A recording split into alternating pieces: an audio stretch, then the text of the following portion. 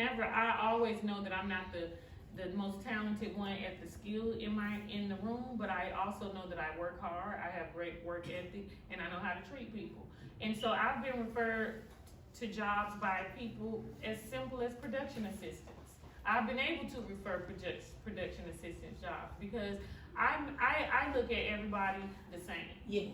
Nobody's more than me, and my mama taught me that young. So I don't have an attitude. I think you're better than me. I think you're a little further than me. But wait a minute, I'm coming. You know, you might be a little further than me in life, but you're not better than me. Right. So if you're at the top, that's good. That's See you in a a minute. nice position. But even if you're at the bottom, that's a position right now too. So I'm gonna treat everybody from the bottom to the top the exact same. Right. And if you practice that in life in general, it'll carry over into bridal rooms, you know, into video shoots, and you might be that light that people need. You know. And own being at the bottom, because that's where all of the foundation is, all the groundwork is, all the lessons, all the stuff that you need to really be solid at the top. So just own it and enjoy the journey. Yeah, It's so the journey is what's beautiful.